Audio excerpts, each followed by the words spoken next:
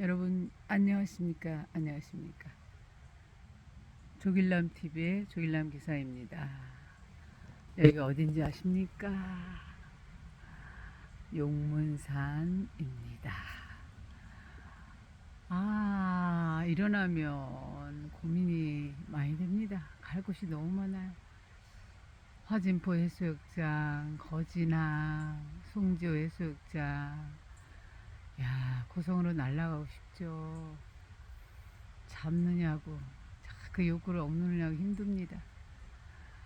새벽에 일어나서 일단 어머니 드실 꽈리고추, 가지, 매운 고추 준비했지요. 오늘 삼숙가마를 모시고 가야 되겠습니다.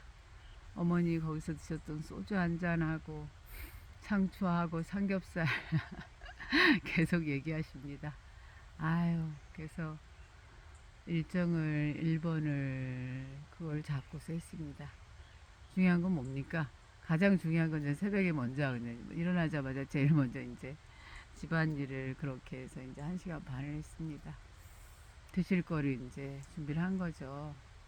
인생은 먹어야 살지 않습니까? 무엇보다도 몸이 먼저입니다. 먹어야지 정신도 건강하고 이러니까 준비하고 그러고 난 다음엔 너무너무 용문산 계곡이 또 가고 싶습니다. 물이 맑고 이렇게 찬란한 날, 이렇게 맑고 푸른 날, 와, 하늘이 더할 수 없이 좋습니다. 이런 날은 용문산 계곡이 생각이 납니다.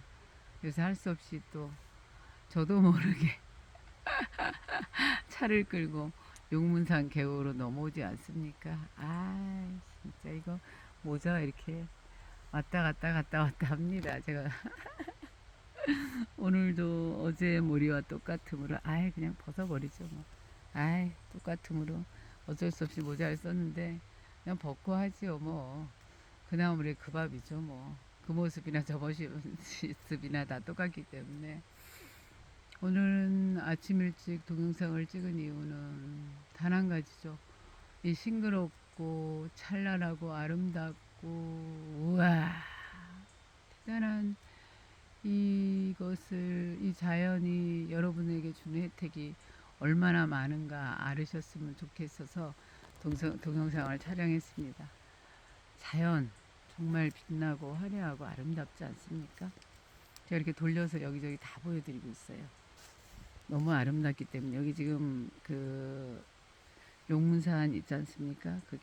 그 산이 뭐 바위로 다 된 산이랍니다.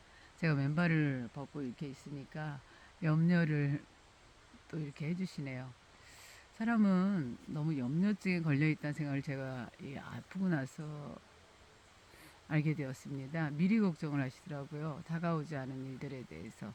그래서 왜 미래를 당겨 살아서 슬픈 사람도 있고 지나간 과거에 대한 그런 후회 때문에 그 힘든 사람이 있고 가장 그 좋은 상태는 현재 지금 일상을 걸어가라고 그러죠. 그래서 오늘 아침 읽은 책이 그 율곡 선생님 말씀이 그거였죠. 당신의 일상을 살아가라고. 그 일상에서 하는 말, 그 다음에 생각, 그리고 그 다음에 그 몸동작, 이런 것들이 그분의 삶을 나타낸다고 하십니다. 이율곡 그 선생님께서. 그렇기 때문에 가장 중요한 것은 일상을 어떻게 그려낼 것이냐. 오늘의 내 일상을 어디에다 내 몸을 내려놓을 것인가. 그래서 용문산 계곡을 선택하지 않았습니까? 여러분, 선택을 할 수 있어서 제가 지금 사람이 오나 안 오나 이렇게 보느냐고 선택을 할 수 있기 때문에 인생은 행복한 겁니다. 여러분들의 몸을 정말 여러분들이 좋아하는 산소의 곁으로 또 좋은 물 곁으로 데려다 놓으십시오. 그럴 여건이 안 된다고 얘기하는 거는 핑계에 불과합니다. 우리 대한민국은 70%가 산이기 때문에 굉장히 혜택받은 나라예요. 지형적으로 제가 봤을 때 삼면이 바다로 되어 있고 그 다음에 그러니까 바다로 가시고 산으로 가십시오. 돈 든다고요? 돈 안 듭니다. 지하철이 얼마나 잘 돼 있습니까? 만원의 행복 아시죠? 그 정도면은 충분히 우리는 행복한 일상을 살아나갈 수 있기 때문에 여러분들 도전하십시오. 용기를 내십시오. 어제와 다른 일상을 만들어내는 것, 이것이 암이든 그의 다른 병에서도 이겨낼 수 있는 그런 방법인 것 같습니다.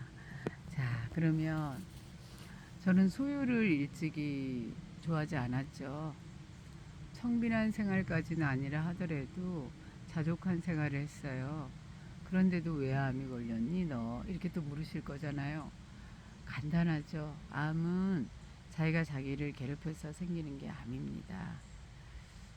저는 완벽주의 성향에다가 아주 심하게 예민한 그런 편입니다. 남이 다 잊은 것도 저는 잊지 못해 그 쓰레기를 머릿속에 계속 저장하고 있었더라고요. 그거를 아프고 나서 알게 됐어요. 되게 사람들하고 잘 지내고 그랬기 때문에 저는 제가 굉장히 유한 성격이고 그 다음에 따뜻한 사람인 줄 알았어요. 그런데 제가 의외로 굉장히 강하다는 얘기를 많이 듣거든요. 그 이유는 아마 단 한 가지일 것 같아요. 한 번 마음먹은 건 끝까지 이뤄내는 그런 성품이 있지 않습니까? 거기다가 또 타인은 용서를 하는데 진정으로 용서가 안 되겠죠. 그러니까 그게 몸으로 나타나겠죠. 그리고 굉장히 눈빛도 이렇게 좀 차가운 눈빛이 될 때도 있을 거고요. 그렇기 때문에 저를 강하다고 얘기하시는 분들도 많지만 이제는 그 강함을 사랑합니다. 제 스스로 선택한 강함인 거죠. 왜 여자라고 해서 기대어 살아야 된다고 생각하지 않습니다. 저는 남자를 선택하기보다는 사람을 선택했죠. 결혼도 마찬가지고 그 외에 사람을 만날 때 저 사람의 성품, 인품을 많이 봤습니다. 그렇지 소유하고 있는 것이 무엇인가 이런 거에는 별로 관심이 없었죠. 저 같은 경우는. 그리고 그 사람의 하는 말, 그 사람의 그 몸짓 이런 거를 많이 봤어요. 그러면 그 사람이 읽혀지거든요. 그래서 향기가 나는 사람이다 하면 다시 만났고 그렇지 않은 경우는 조금 좀 제 스스로 멀어졌죠. 그랬기 때문에 아마 저한테 강하다는 얘기를 많이 했을 것 같아요. 그리고 혼자 있어도 저는 외롭지 않았거든요. 지금 이렇게 새소리가 나는 너무 듣기 좋죠. 이 산속에서 동영상을 촬영할 수 있다는 이 자체가 저는 굉장히 행복하고 따뜻하고 편안하고 평화롭고 참 아련하기도 하네요. 지나왔던 그 길들이 다시 가고 싶지는 않죠. 힘든 세월이 길었으므로. 하지만 다시 온다 하더라도 아마도 그렇게 살아갈 것 같아요. 왜냐면 사람 변하지 않으니까.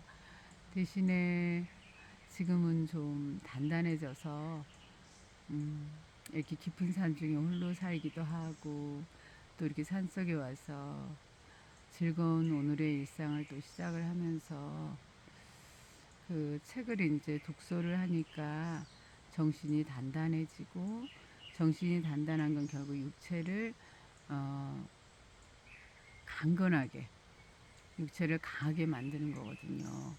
누구의 말에도 흔들리지 않고 어느 누구와도 이렇게 따뜻하게 인생을 걸어갈 수 있는 거거든요. 여러분 오늘도 누군가는 정말 살고 싶어 했던 간절한 하루일 거예요. 그리고 제가 오늘 새벽에 이제 시를 썼는데 6월의 외침이라는 사실은 시를 썼거든요. 6월은 아픈 계절이죠. 6월 항쟁도 있었고요. 그래서 민주주의의 직선들을 이뤄낸 이런 것이기도 하지만 올해는 그 여당에서는 참석을 하질 않았죠. 어, 어떤 의미에서든 간에 이거는 아닌 거라고 봅니다. 일단 우리가 이뤄낸 이런 민주주의에 대해서는 서로 자축을 할 필요가 있거든요. 당을 나눌 게 아니라고 보고요. 그다음에 또 그 아픈 6.25가 있는 그 계절이 6월이거든요. 그래서 6월은 굉장히 그 아픔이 많죠. 그 많은 분들이 아무 잘못도 없이 6.25라는 그 전쟁을 겪었을 때 그 민중들이 겪어야 될 그 고통이 얼마나 많았겠습니까? 그래서 6.25를 겪으신 분들 같은 경우는 그 북한의 북자만 들어도 이게 알레르기 반응을 일으키시고 아주 힘들어 하시잖아요. 근데 그건 심정적으로 정말 이해가 되잖아요. 이념적으로 옳고 그르고가 아니라 인간의 생존을 위협하는 전쟁은 어떤 것이든지 옹호받을 수가 없는 거거든요. 그런 관점에서 6월이 이 전쟁이 일어났던 우리나라의 1950년이 너무너무 아프거든요. 여러분들도 여러분들 자리에서 할 수 있는 선한 영향력 퍼뜨려 주시고 대한민국의 국민으로서 부끄럽지 않게 살아가신다면 6월에 돌아가신 우리 순국 선열분들께 6월 6일은 또 현충일이고 그랬지만 그런 날들은 매일 생각하면서 사셔야 된다고 생각해요. 그래서 우리 선조들의 그 고마움 후손으로서 당당하게 다부지고 야무지게 활기차고 그 다음에 도전적으로 새롭게 매일매일 일어나는 여러분들이 되시길 바라겠습니다. 감사합니다. 오늘도 즐겁게 오늘 열어가겠습니다. 감사합니다.